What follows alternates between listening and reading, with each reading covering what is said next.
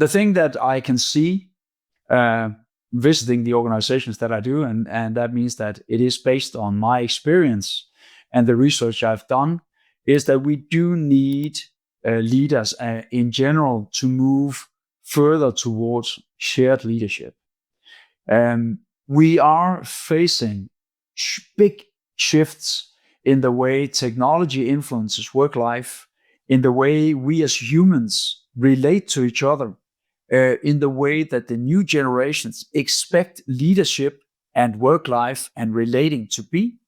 And we also see in many markets that we need people to stay longer in the workforce, that we need higher and higher levels of knowledge and specialism to create the value for the next generations. We've got some huge problems we need to solve in the world in order to leave a planet for our kids and grandkids that can survive and can thrive. And all of that comes back to the leadership expectations, where in the past, many have seen the leader as the hero, as the center of the value creation and the team and the organization. And we need to shift that and empower the organizations to new levels, share the decisions, create new ways of coordinating value creation. So we've seen the matrix organization as one answer to that. But a core component in the matrix and in building strong cultures, in being contextually effective, is a shift from directing to sharing leadership and building that, weaving that into the fabric of the organization. So if I could have one wish, it was that we as leaders lean much more into that, recognize that, and really work actively with our people, mobilize our organizations to do that.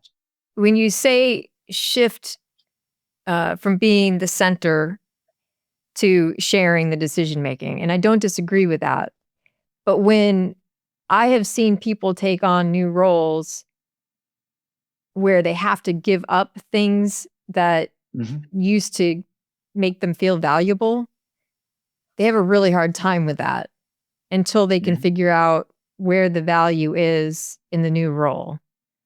Exactly.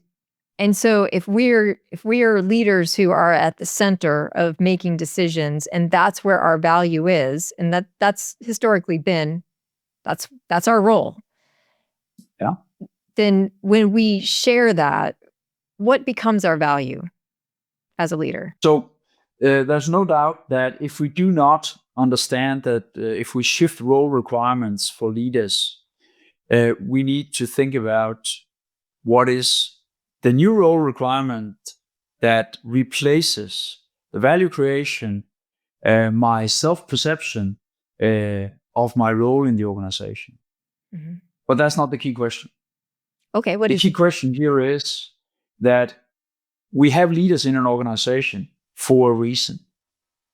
And that reason is to optimize the value creation that the organization can do for some beneficiary, for the society, for customers, for citizens. So there is someone in the receiving end of any company.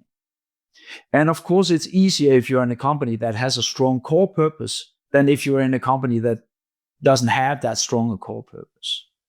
So that means that the meaning for me as a leader needs to relate to what we're trying to do as an organization. And then within that frame, I need to build things that make me feel worthwhile and build my perception of my value in the organization. And when you start looking at it like that, then we can start looking at what is it that I make other people do? What is it that I make teams do? So we need to create a shift in the perception of that leader role. So it's not a one size fits all and then we're there, but it is really a shift. Why do you become a leader? Well, I was good at something, then I was promoted, and then I found out that feels good in some way. But we need to go into that dialogue. What is it to be a leader? What is the value creation? What is your responsibility for the relations in the organization, for the engagement of your employees, for the decisions and results that they make? And then we need to remember that a vast amount of leaders are functional leaders that are also individual contributors.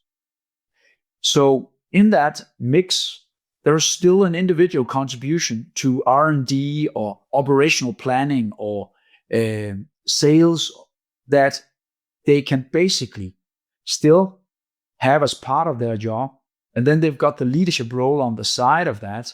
So we need to understand that very few leaders are only leaders, full-time leaders. They also have other components that are value creating in their role requirements.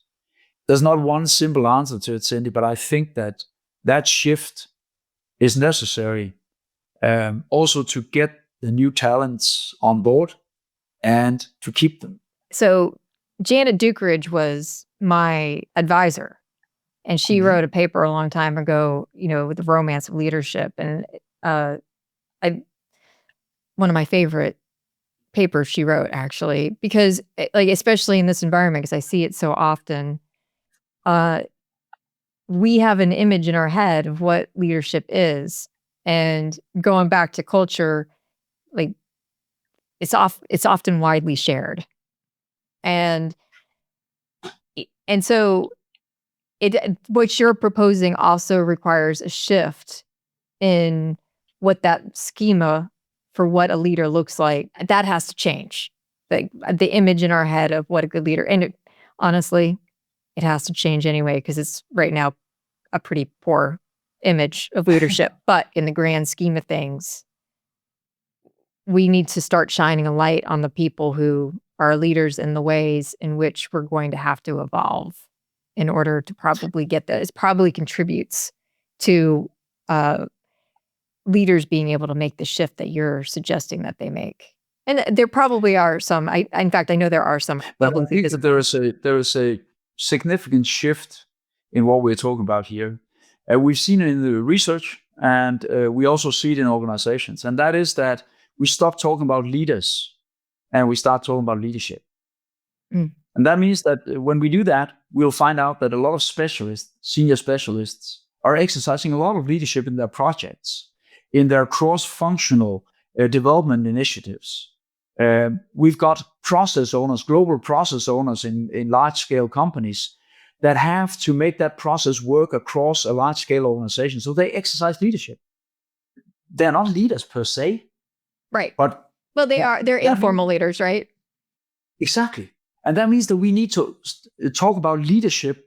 And in almost any job, there is leadership which rhymes a lot to ownership, right? So the continuum where we have empowerment in one end, ownership, and then we go towards shared leadership, and then we move towards more directive leadership.